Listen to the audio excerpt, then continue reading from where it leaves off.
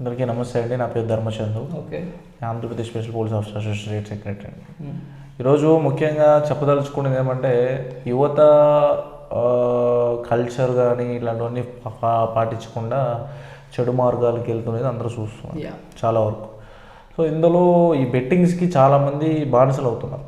So అప్పులు చేసి ఒక దగ్గర అప్పు చేసి బెట్టింగ్ వేసి అది ఒకసారి 10 రూపాయలు పెట్టినప్పుడు 100 రూపాయలు రావచ్చు. బట్ ఆ 100 రూపాయలు వస్తే ఇంకోసారి దాంట్లో 1000 రూపాయలు పోతుంది. సో అప్పులు చేసేసి తొందరపాటు నిర్ణయాలు చాలామంది తీసుకుంటున్నారు. బెట్టింగ్లలో లాస్ అయిపోయి బెట్టింగ్ అనేది it is also one of the punishable offence. అందరూ కూడా ఆ బెట్టింగ్ చేసే వాళ్ళందరూ కూడా తెలుసుకోవాల్సింది ఏమంటే బెట్టింగ్స్ అనేది ఎట్లా అంటే బెట్టింగ్ అనేది ఏమంటే ఒక దాని మీద మనం డబ్బు ఇన్వెస్ట్ చేసి అది ఇట్ ఈస్ ఇల్లీగల్ అది. So it is a punishable offence. So ఎవరు కూడా బెట్టింగ్స్కి పాల్పడద్దండి. ఎందుకంటే బెట్టింగ్స్ అనేది ఏమంటే జీవన ఉపాధికి ఒక అడ్డంకులాగా మారుతుంది. సో రోజుకి 1000 రూపాయలు కష్టపడేవాడు నెలకి 30,000 సంపాదిస్తాడు. సో బెట్టింగ్ వేస్తే ఏమవుతుందంటే ఈరోజు 30,000 వేస్తే సో 30కి ఇంకొక 2 ఇంతలు అంటే 90,000 అప్పు చేసి 90,000 పెడతాడు. ఆశ అనేది పుడుతుంది బెట్టింగ్ వేసినప్పుడు ఏమంటే ఆశ. సో దాన్నే వాళ్ళు ఏం చేస్తారంటే బిజినెస్గా మార్చుకుంటారు. ఎవరైతే దాన్ని ఎంకరేజ్ చేస్తారో ఈ ఆశని వాళ్ళు బిజినెస్గా మలుచుకుంటారు. సో యూత్ కావచ్చు, ప్రజలు కావచ్చు, సమాజంలో ఎవరు కూడా ఈ బెట్టింగ్స్కి దూరంగా ఉండండి. సో మీకు అట్లాంటివి ఏమన్నా తెలిస్తే కూడా బెట్టింగ్లు కానీ ఇట్లాంటివి ఏమన్నా జరుగుతున్నట్టు తెలిస్తే కూడా పోలీస్కి ఇంటిమేషన్ ఇవ్వండి. సో చట్టపరమైన చర్యలు తీసుకుంటారు. మరి రీసెంట్గా బెట్టింగ్ యాప్స్ అనేటివి చాలా చెలరైపోతున్నాయి. ప్లే స్టోర్లో కూడా గూగుల్ కూడా ఎలాంటి రూల్స్ అనేది కూడా వాటికి లేకపోవడం, అలాగే కొత్త వాటికి పర్మిషన్ తీసుకోవడం ఇలాంటివన్నీ ఎక్కువైపోతున్నాయి. మరి వాటి గురించి గవర్నమెంట్ ఏమైనా చొరవ తీసుకోవాల్సిన అవకాశం ఉందంటారా? అంటే ఇఫ్ ఇట్ ఈజ్ గవర్నమెంట్ అంటే ఇప్పుడు చెప్పేవాడు చెప్తాడండి. ఇప్పుడు చెప్పేవాడు 100 మంది 100 చెప్తారు.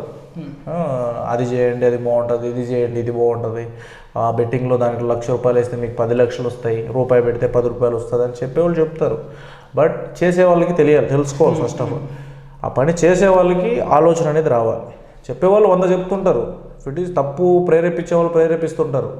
సో తప్పు అది తప్ప లేకపోతే చెడ okay if it is correct or right not right then ఇంకోటి ఏమంటే అది మంచా చెడ అని ఆలోచించాలి. ఎవరైతే ఆ పని చేస్తున్నారో వాళ్ళు ఆలోచించాలి.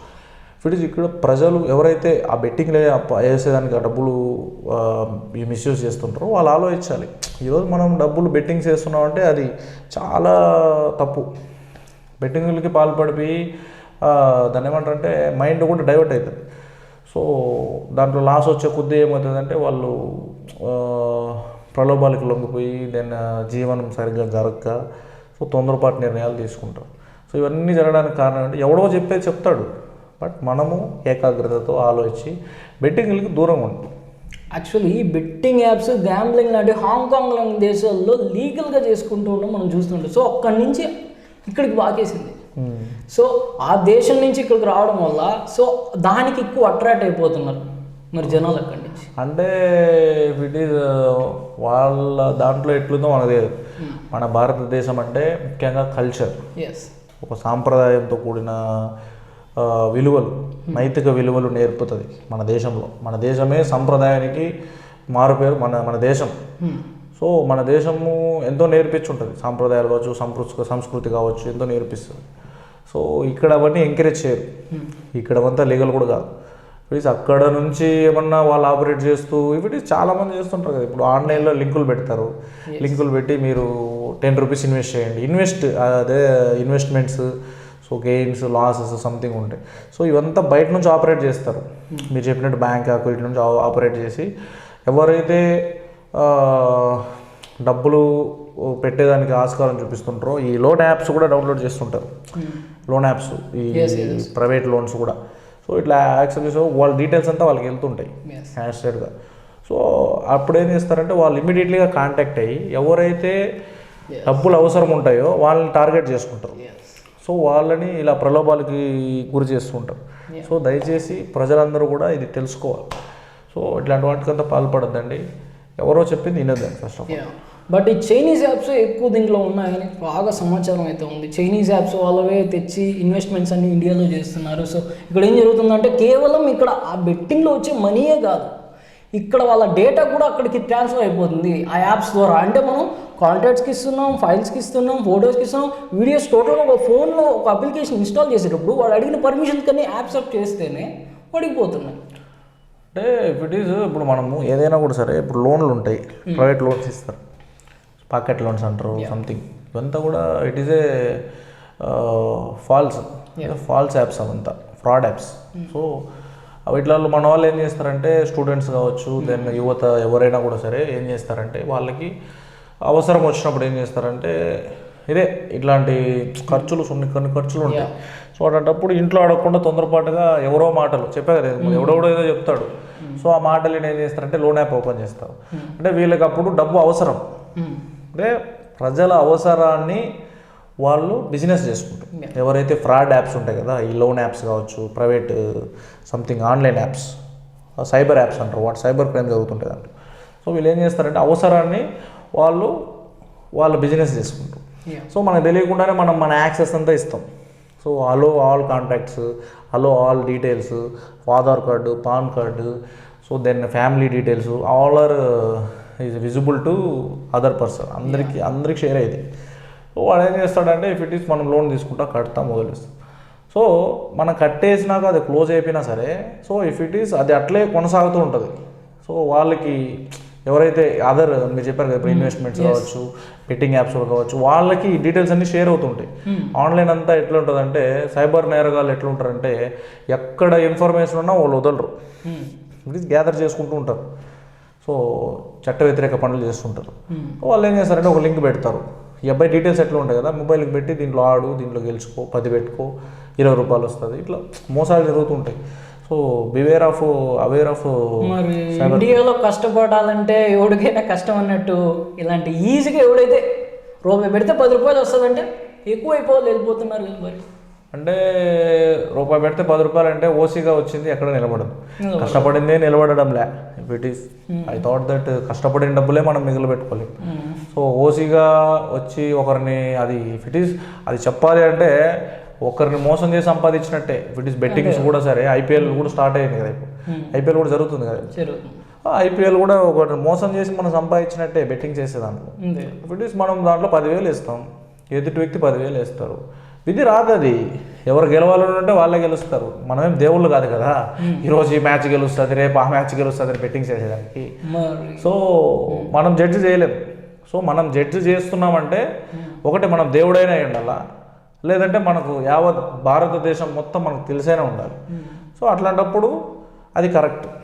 మరి కేరళ లాంటిది రాష్ట్రంలో కూడా అలాంటిది లాటరీ అంటే కూడా బెట్టింగ్ ఎలాంటిదో లాటరీ కూడా అలాంటిదే. 100 మంది వేస్తే ఒక 50 మంది వేసినది ఇటు ఇచ్చేసి ఇంకో 50 గవర్నమెంటే తినేస్తుంది. అసలు 2% ఇస్తున్నారేమో. అంటే గవర్నమెంట్ ప్రైవేట్ లక్షల్లో అసలు కేరళలో ఈ దేశవ్యాప్తంగా చాలా మంది తీసుకుంటారు, ఇచ్చేదేమో 2%. ఎవరికి? పబ్లిక్. ఇప్పుడు సో నేను తీసుకోవద్దంటున్నా. అసలు లక్షలు తీసుకోమని గవర్నమెంటే ఇలాంటివి ఎందుకు చేస్తున్నారు? అది గవర్నమెంట్ ఫాల్ట్ ఉండొచ్చు. నేను చెప్పేది ఏంటంటే 100 మంది 100 చెప్పొచ్చు, చెప్తున్నా కదా, మీకు అర్థం కావడంలే. వాళ్ళు చెప్పొచ్చు, దాంట్లో మంచి ఉంటుందో చెడు ఉంటుందో చెప్పొచ్చు.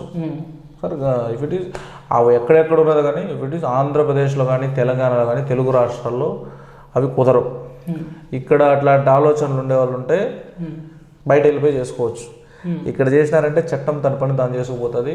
బెట్టింగ్లకు కానీ పాల్పడితే, అన్యాయాలకు కానీ పాల్పడితే చట్టం తన పని చేసుకుపోతుంది, చట్ట ప్రకారం శిక్ష కూడా పడుతుంది. ఇఫ్ ఇట్ ఈస్ ఆంధ్రప్రదేశ్లో అవన్నీ కూడా కుదరవు. చేసుకునే వాళ్ళు అక్కడి నుంచి ఇక్కడ చేసుకుంటున్నారు. ఆ కేరళ లాటరీస్ అవన్నీ కూడా ఇక్కడ నుంచి ఆడుతున్నారు మీరు చెప్పినట్టు. దెన్ ఇక్కడ అట్లాంటివి ఏదైనా పెట్టాలంటే మాత్రం బెట్టింగ్స్ అంటే కుదరదు. సో చెప్పాను కదా, ఇప్పుడు ఐపీఎల్ బెట్టింగ్స్ అనేసి. సో జడ్జి చేయకూడదు. ఐపీఎల్లో ఇప్పుడు 2 మ్యాచ్లు ఉంటాయి, 2 పార్టీస్ ఆడుతుంటారు. ఇప్పుడు మనం ఇద్దరం ఉంటాము, నేను ఒక దాని మీద వేస్తాను, మీరు ఒక దాని మీద వేస్తాను. అంటే మనం ఎందుకు జడ్జి చేస్తున్నాము? మనకు ఎవరు ఇచ్చారు రైట్? సో జడ్జి చేయొచ్చు, బట్ దాన్ని బెట్టింగ్ కాసి జడ్జి చేసే రైట్ ఎవరు ఇవ్వలేదు. That is a offence, punishable offence అది. నేను దాని మీద అది గెలుస్తుంది, ఆ టీం గెలుస్తుంది అని 10,000 నేను పెట్టేస్తే, మీరు ఆ టీం గెలుస్తుందని మీరు ఒక 10,000 వేస్తారు.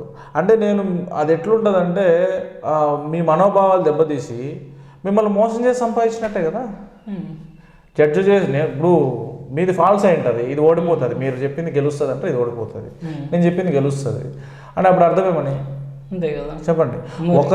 ఎవరో ఒకరు మోసం చేసినట్టే కదా లెక్క, ఇద్దరు గెలుస్తుందనే కదా వేసుకుంటారు. ఇఫ్ ఇట్ ఈస్ జడ్జి చేసే అధికారం ఎవరికీ లేదు, ఆ టీం గెలుస్తుంది. జడ్జి చేయొచ్చు, జడ్జి చేసే అధికారం ఉండదు, బట్ ఆప్షన్ ఉంటుంది. బట్ బెట్టింగ్ చేసి డబ్బులు ఇన్వెస్ట్ చేసి బెట్టింగ్ చేసి ఒకరిని మోసం చేసి సంపాదించే అధికారం అయితే ఎవరికి లేదు. అట్లాంటి మోసాలు చేస్తే మాత్రం చట్టపరమైన చర్యలు అయితే పోలీస్ డిపార్ట్మెంట్ తీసుకుంటుంది, దెన్ ప్రభుత్వం కూడా తీసుకుంటుంది. ఇఫ్ ఇట్ ఈస్ ప్రజలందరూ కూడా అప్రమత్తంగా ఉండండి, ఈ బెట్టింగ్ యాప్స్కి కొద్దిగా దూరంగా ఉండండి. మరి ఇప్పుడు ఈ బెట్టింగ్ యాప్స్ గురించి యూట్యూబర్స్ అనేది ఓకే, యూట్యూబర్స్ వర్షన్ అంతా అయిపోయింది, కానీ పెద్ద పెద్ద యాక్టర్స్ కూడా ఒక రకంగా అయిపోయింది. మరి మెట్రో లాంటి హైదరాబాద్ మెట్రో లాంటి ప్రదేశాల్లో కూడా ఆ రైల్వే మీద కూడా పోస్టర్లు బెట్ యాక్స్ లాంటి ఒక యాప్ గురించి ప్రమోషన్ జరుగుతుందంటే ఏ లెవెల్లో ఇది పూరుకుపోయింది అంటే ఇఫ్ ఇట్ ఈస్ మీరు చెప్పినట్టు ఆ ప్రమోషన్లు రైల్వే మీరు చెప్పారు కదా, పబ్లిక్ ఏరియాలలో అంటే ఇప్పుడు ఎవరు చూడని దగ్గర అడ్డిస్తున్నారు వాటిని, అంటే పబ్లిక్ చూసే ఏరియాలలో అడ్డిస్తున్నారు. ఎవరైతే జనాలు గిజగిజ ఉంటారో అక్కడ పర్మిషన్ ఎవరు ఇవ్వరండి, ఎవరు పర్మిషన్ ఇవ్వరు. వీళ్ళు ఎవరు అంటిస్తారో తెలియదు. ఓకే, ఇప్పుడు రాత్రి 12 అవుతుంది, పోయి ఒక కెమెరాలు లేని దగ్గర పోయి మనం ఒక పోస్టర్ అంటించి వస్తే ఎవరు కనిపెడతారు? సో ఇఫ్ ఇట్ ఈస్ వాళ్ళంతా ఏమంటే ఒక దాని ఏమంటారు లీగల్గా అయితే ఎవరు చేయరు. లీగల్గా ఎవరైనా చేస్తారా? పబ్లిక్లో పోయి మాట్లాడేది ఈ బెట్టింగ్ యాప్ వాడని వాడు ఎవరు చేయరు. వీళ్ళు ఏం చేస్తారంటే ఇఫ్ ఇట్ ఈస్ అందరు కళ్ళు కప్పుతారు, వీళ్ళు జనాలు కళ్ళు కప్పి వాళ్ళని మోసం చేయరు. వాళ్ళ అవసరమే వీళ్ళ బిజినెస్. ఎవరిదైతే బెట్టింగ్ ప్రేరేపిస్తారో వీళ్ళ బిజినెస్ ఏమంటే వాళ్ళ అవసరం, జనాల అవసరమే వీళ్ళు బిజినెస్గా చేసుకుని ఇట్లాంటి. లైక్ చేయండి, సబ్స్క్రైబ్ చేయండి, ముఖ్యంగా గంట సింబల్ కొట్టండి. Thank you so much.